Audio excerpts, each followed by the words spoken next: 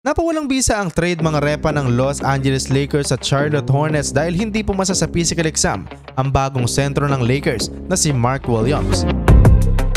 Ayon sa post ni Shams Charania ay meron daw lobas na multiple issues kay Mark Williams na naging dahilan kung bakit na-void ang trade.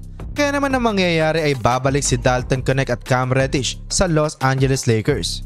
Bagamat maganda ang ipinapakita ni Mark Williams ngayong season dahil nag-a-average siya ng 15.6 points, 9.6 rebounds, 2.5 assists at 1.2 blocks ay sa kabilang banda ay injury prone din itong si Mark Williams. Sa kanyang rookie season ay 5 injury agad ang tumama sa kanya. Sa kanyang second season naman ay 19 games lamang siya nakapaglaro at na-ruled out agad ito dahil sa kanyang back injury.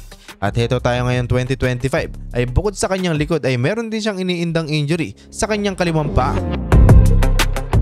Mainam na din at nalaman agad ito ng Los Angeles Lakers dahil malaking dagok kung hindi agad ito nalaman ng Purple and Gold. May nagtapon lamang sila ng draft picks at isang Dalton Knecht para sa isang sentro na may tira nga sa depensa pero injury prone naman. Dahil dito ay panibagong adjustment na naman ang mangyayari sa Los Angeles Lakers. Inaasahan kasi na gagawing starting center si Mark Williams at nakatakda sanang maglaro kontra Utah Jazz kasama si Luka Doncic. Pero dahil sa nangyari ay mukhang babalik bilang starting center si Jackson Hayes. Well, may option pa naman ng Los Angeles Lakers na kumuha ng bagong big man sa free agency. Ngunit kakailanganin nga lang nilang mag-waive ng isang player upang magkaroon ng roster spot. Dahil dito ay lumakas din ang usap-usapan kung sino ang i-release ng Lakers. Samot-sari din naman ang naging reaksyon ng mga fans mga repa dahil sa nangyari.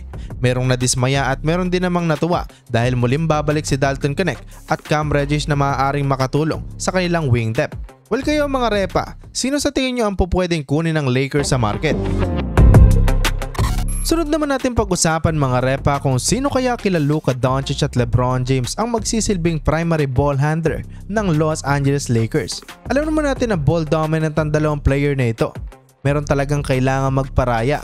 Pero kung tutusin mga repa ay sa ganitong aspeto ay siguradong konti lang ang magiging adjustment ng Lakers. Bagamat nakilala si Luka Doncic dahil sa malamagician niyang mga pasa, ay hindi din naman natin maitatanggi na siya ang pinakamagaling ngayon na 25 anyos na player pagdating sa opensa.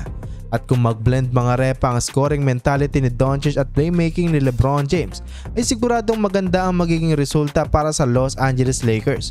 Madodominate talaga nila ang liga. Kung tutuusin ay nasanay na din panigurado si Luka Doncic since nakasama niya na din ng ilang taon si Kyrie Irving na isa ding playmaker. Maraming beses na din na off the ball ang ginagawang sistema ng Dallas para kay Doncic kaya naman konting adjustment lang talaga ang mangyayari sa kanya. LeBron James naman ay alam naman natin na kahit ano pang ipagawa mo dyan ay kayang-kaya. Well, dahil sa mataas din ang kanilang basketball IQ ay kaya din nilang magpalitan ng role.